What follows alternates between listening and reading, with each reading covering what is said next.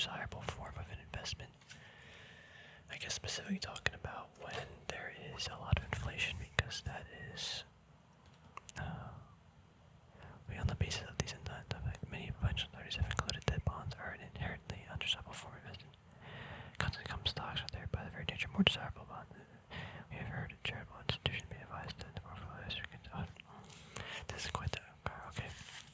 So they're saying how bonds are considered stupid in a sense because they're not good. Whatever yield you get on the bond, if inflation's more than that, you're still losing money regardless. And I bet he's gonna have a counter argument to that. And I mean, yeah, there's both sides of the coin.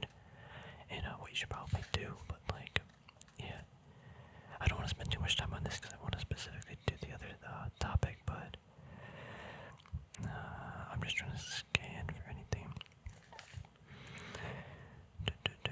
Can we tell the inflation? No. Okay. Let's see. I did have something right here. I can't really see with this.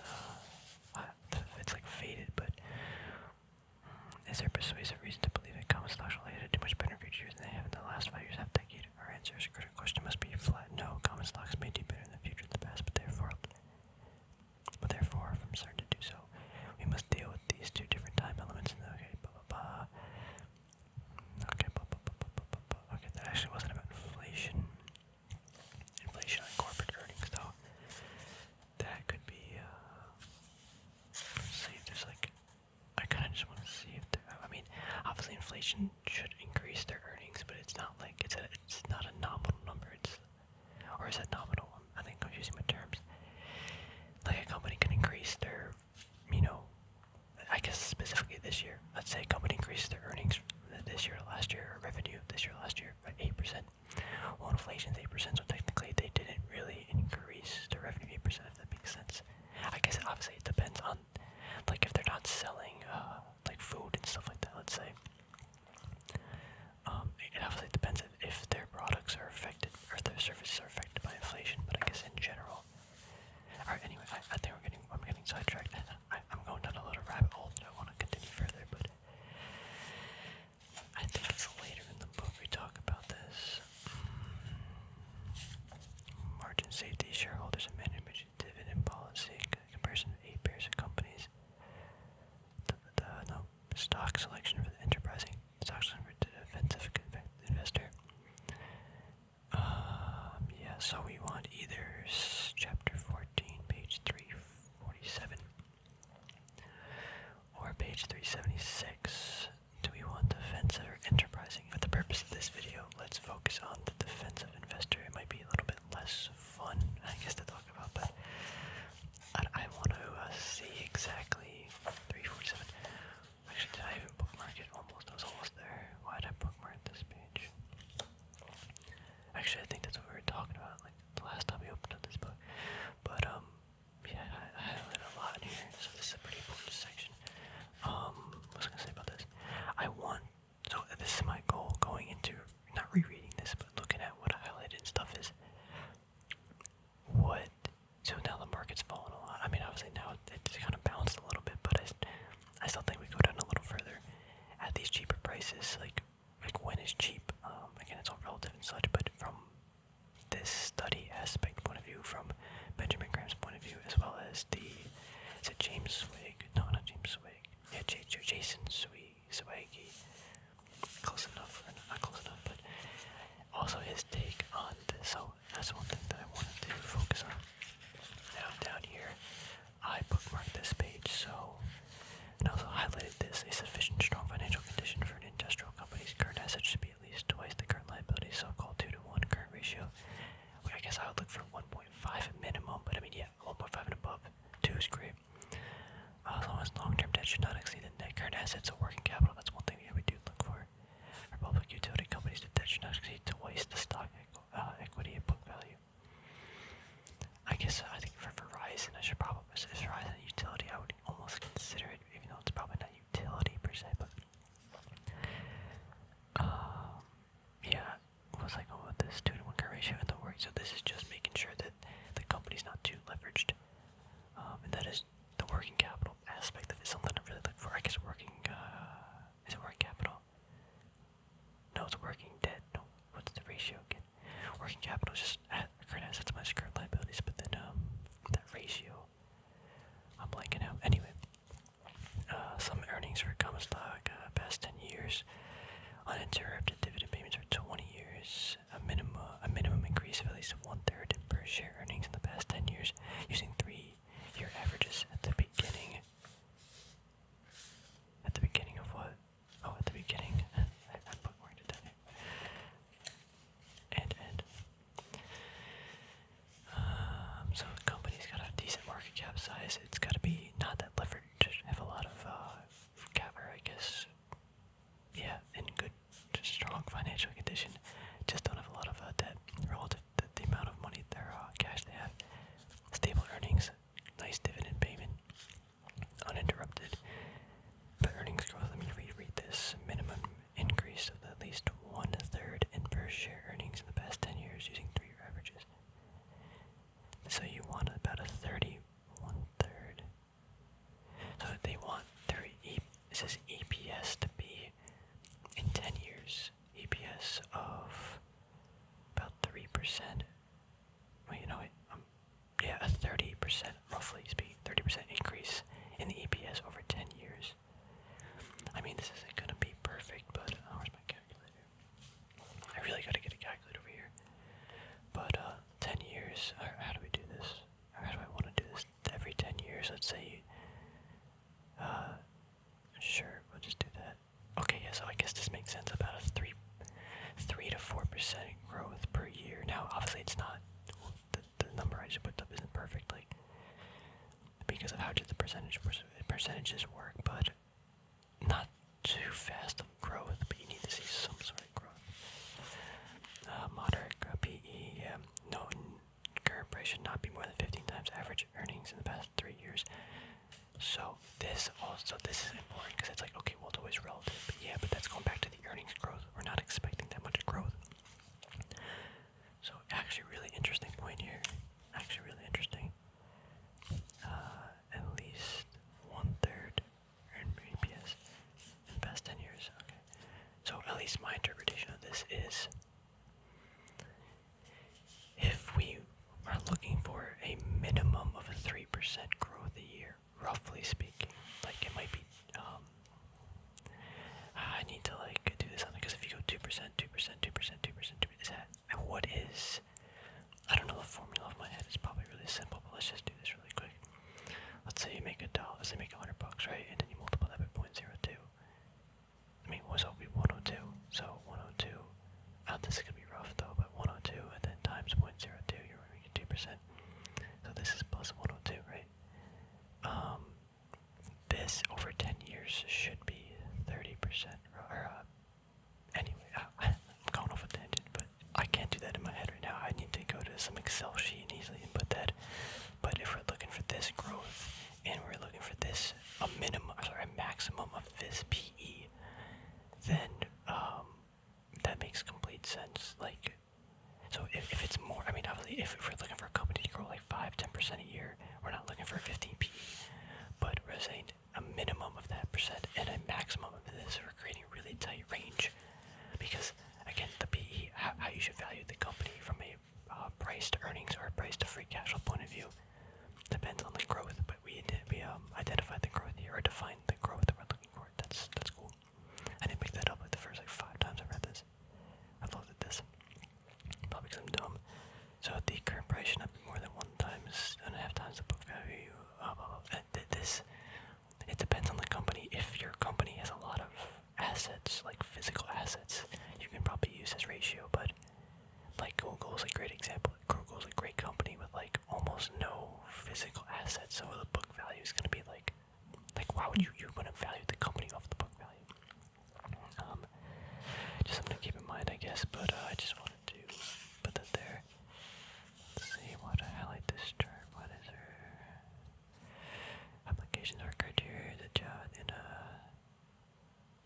all of our suggested criteria were satisfied, but the Dow Jones observation with the surveyed the basic data. Okay, the size of the company, the more ample financial conditions. So I guess they took all the companies that met their criteria.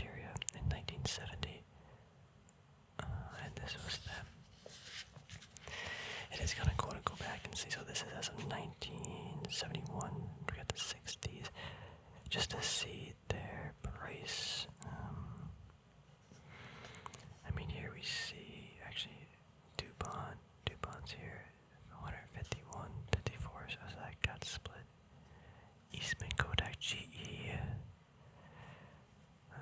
Procter Gamble, US Steel.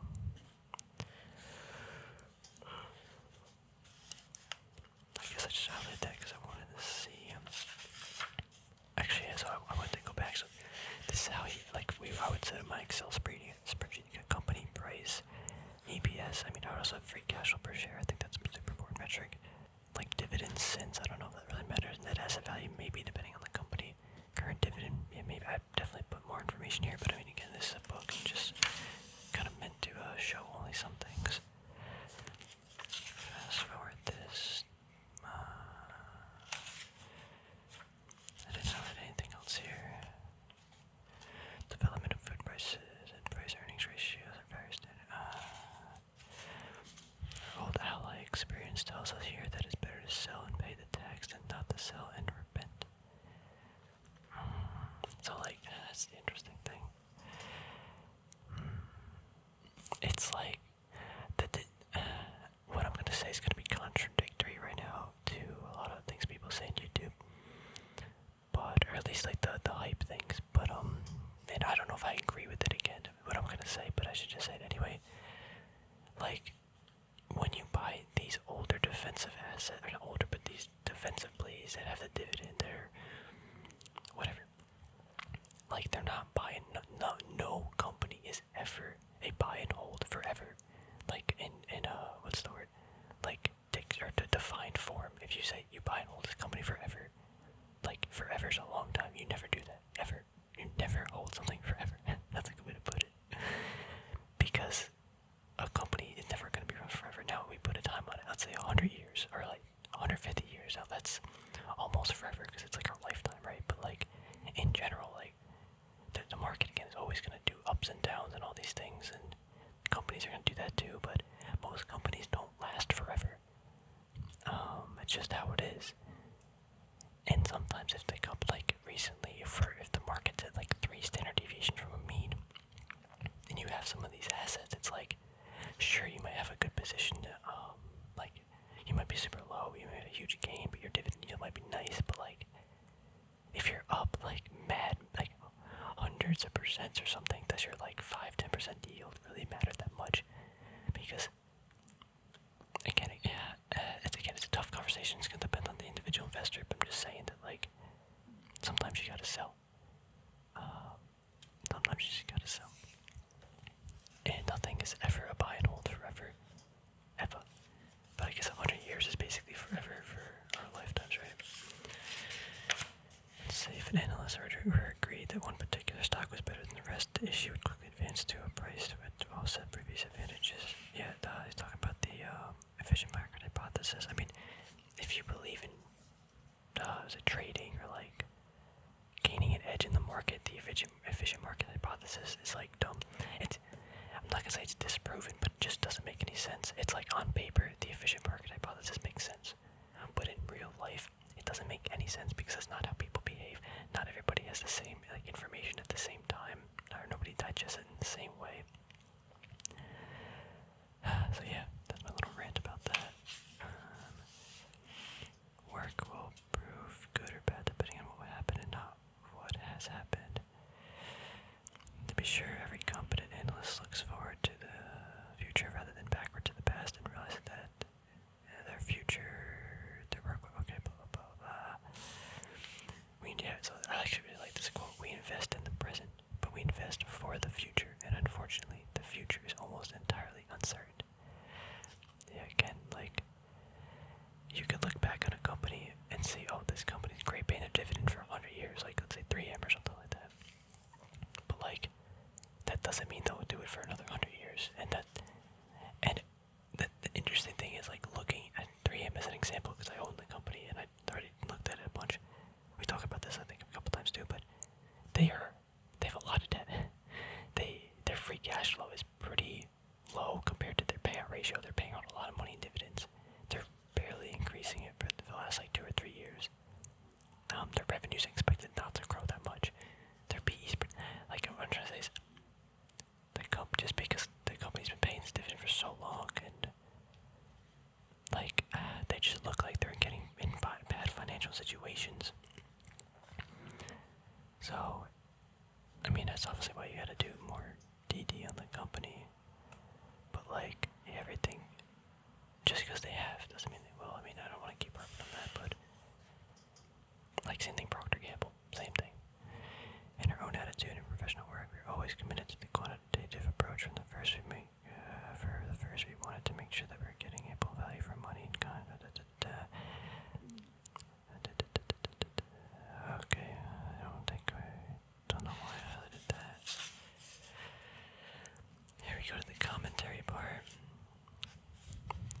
actually see what Sir Francis Bacon said. He that resteth upon gain certain shall hardly grow to reach to great riches, and that he put all upon adventures doth oft times break, then come to poverty. It is good therefore to guard adventures with certainties that may uphold the losses. A low cost index fund is the best tool for creating low maintenance investing. I mean, yeah, I guess so. I get them, and I get it's great, but I also don't get them, and I'd rather do some research and like pick the individual company as opposed to just someone. I don't know, my opinion's a little different here, but I mean, yeah, it's great for most people, but for me, I just don't like them. Keep 9% of your stocks and money, index fund 10%, pick your own, sure, that's a decent way. I mean, diversification's interesting too. Diversification is important, but like, again, the best example is like 5 months ago, maybe 10 months ago at this point, like tech stocks were like ripping, like all the way up. Like, why? I'm not gonna diversify and get some tech exposure if these companies are like at these peak levels. It just, to me, it doesn't make sense. So I'm gonna diversify, but I'm gonna buy cheaper assets. Again, it depends on your strategy and such, but as long as you have that methodology, time frame, and stuff like that behind your backing your decisions, I think that's important. But like, I'm not gonna buy tech just because I need to have tech in the portfolio if it's off the charts expensive. There's the contrary to that, like you don't diversify at all and you just buy the assets that you're super comfortable owning and you understand like where they are in the market, and there's definitely something outside to add there, but yeah, I mean, obviously if you get hurt, you get hurt, but that's why, like, or if that asset or sector goes down, like you're destroyed, but also you don't have to own that asset either, or be in that sector. You could just have cash and wait for that asset that you understand pretty well to go down. But I mean, yeah, there's obviously always uncertainties and stuff, but I'm just saying, like, just because diversity for the sake of diversity to me doesn't make any sense. I think diversifying into like many different, or a few different assets that are cheap is a pretty good idea, but if the sector is off the charts expensive, I just don't diversify. I mean, I'm not telling you what to do, but I wouldn't. For me personally, I don't diversify or add to that sector. It just doesn't make any sense. If you build a diversified basket of stocks, current assets are at least double their current liabilities and use long-term debt as actually working capital, you should end up with a group of conservatively financed companies with plenty of staying power. I mean, that I could definitely agree with. I mean, there definitely is other aspects, like the company needs to be making money, have some revenue growth, but I guess specifically at the end of the sentence said staying power, and that's the key point here. Is if the company's not leveraged, they'll usually stay around for a while. Doesn't mean they'll grow, but it just means they'll be around. They won't go out of business. Let's see. Yeah, this is a bunch of steady eddies, they call it, I guess. Just a bunch of companies. Wait, interesting. Why is Clorox on here? They've been paying their dividends for 40 plus years. Wait, dividend, where are you? Clorox since 1968. They've been paying their dividend, but Clorox does not fit what they just said here. I did the numbers. They don't, unless I'm looking at some fake numbers, but the numbers that they've supplied. Clorox, like, their working capital, I think, is negative. I'm pretty sure it's super low, something like that, but whatever. Coke. Is Coke? I don't think Coke is that either. General Electric. I mean, a lot of things changed, obviously, so maybe since then, Procter & Gamble's been around since 1891. Nucor, Lowe's, Kimberly-Clark, Johnson & Johnson. Anyway, let's see, I missed a page. Using Graham's formula of current price divided by average earnings for the past 3 years.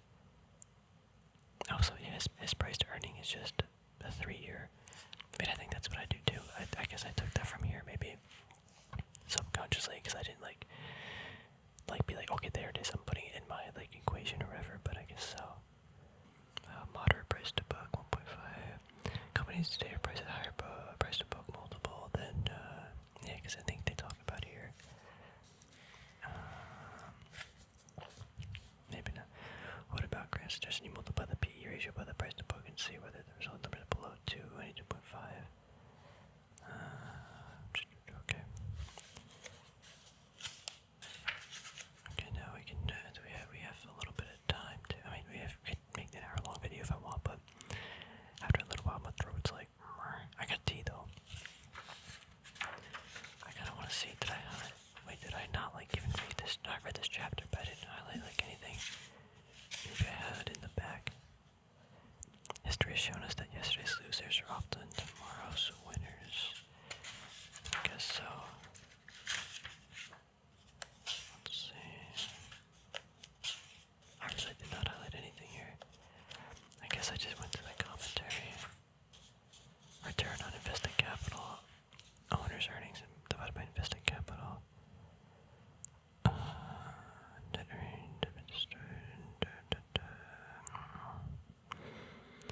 invested capital is equal to total assets minus cash, as well as short-term investments and non-interest-bearing liabilities plus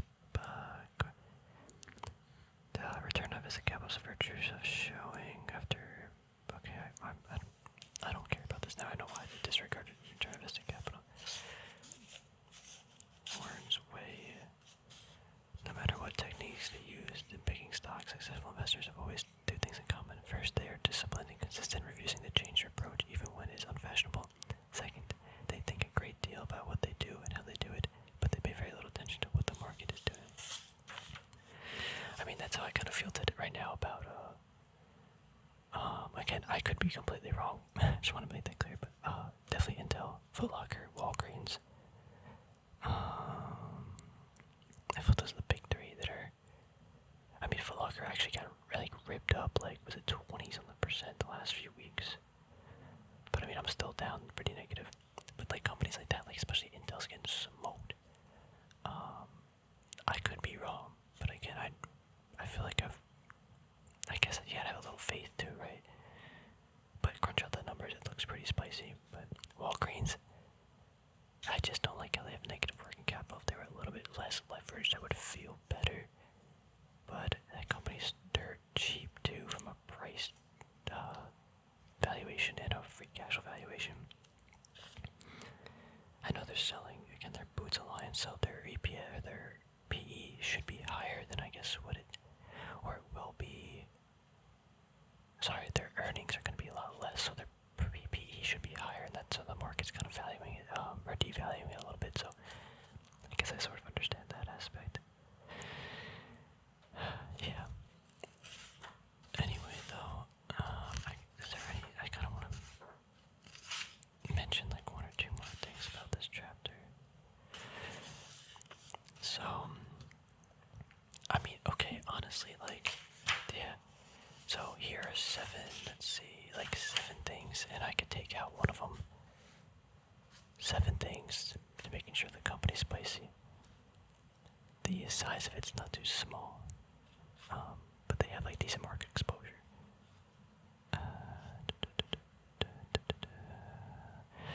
Not less than 100 million of annual sales. Okay, that's how he's talking about the numbers. And not less than 50 million of total assets, so they're making sure, yeah, literally the company, not the market cap, I bet.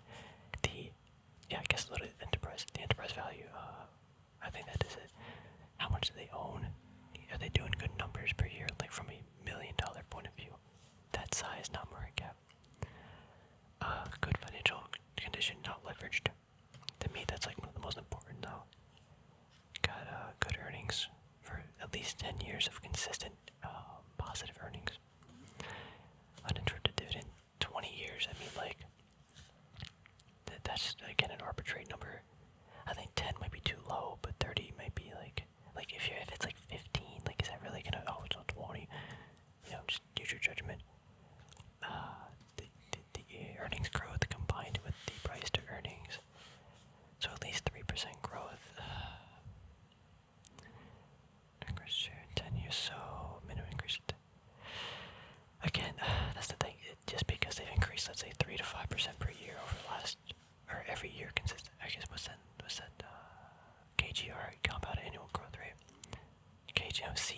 always say that KGR with a PE of about 15 or below, that combination makes up for, or makes a really good, or I guess those two things make up a good combination of value in the company. Combine that with the, yeah, this is literally like the bread and butter. Like, this whole book, I feel like could be summarized if you just read this one page and how to pick, or to do stock selection. Now, obviously, you gotta kind of have the understanding behind other things, but like, in short, I think it's just right here. Yeah, anyway, thanks for watching, everybody. Maybe we'll open up this book some other time. Actually, yeah, I want to do more book videos too. I just feel like the screen, it just gets too old, you know? But, I think I still have that trading book too. We could kind of flip through some of the stuff. I was thinking about like trying to print out, like, what is it? Documents from like quarterly results and stuff,